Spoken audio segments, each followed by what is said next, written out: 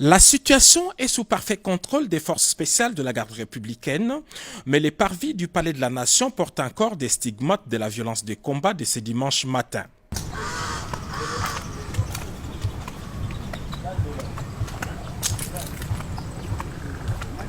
Selon les informations que nous avons recueillies sur place, les commandos avaient organisé son attaque en deux groupes.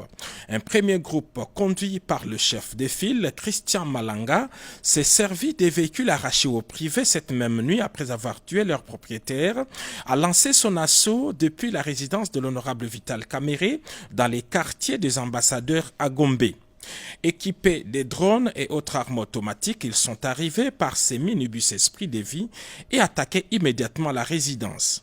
Après une forte résistance et l'arrivée du renfort, les groupes des sieurs Christian Malanga a pris la direction du Palais de la Nation, se servant même de la Jeep escorte de la police affectée chez Vital Kamerhe et dont les conducteurs avaient été préalablement neutralisés.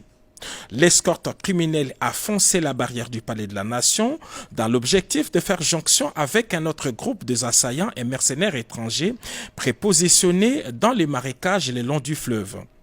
Très professionnels, les forces spéciales de la garde républicaine ont cerné les groupes puis lancé les feux sur les assaillants, mettant ainsi fin à leur aventure. Aucun élément de la garde républicaine n'a été touché dans ces combats, mais plusieurs membres de ces commandos, y compris leur chef, ont été tués et plusieurs autres capturés. Ainsi qu'on peut le constater dans ces images tournées par les forces de défense et de sécurité au moment des combats, ces hommes lourdement armés étaient enfouis dans les marécages le long du fleuve au Palais de la Nation. Au moment de notre tournage, le nettoyage s'est poursuivi encore le long du fleuve.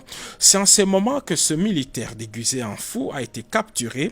Il détient plusieurs documents attestant qu'il fait partie des corps habillés. Et c'est à cet endroit que sieur Christian Malanga, non autrement identifié, a été tué par nos forces de défense et de sécurité qui le poursuivaient alors qu'il tentait de joindre un groupe important dissimulé dans la boue ici au bord du fleuve Congo. Il tentait donc de traverser sous d'autres cieux. Un homme identifié comme un citoyen américain a même été appréhendé au milieu du fleuve alors qu'il tentait de traverser ces 7 kilomètres à la nage.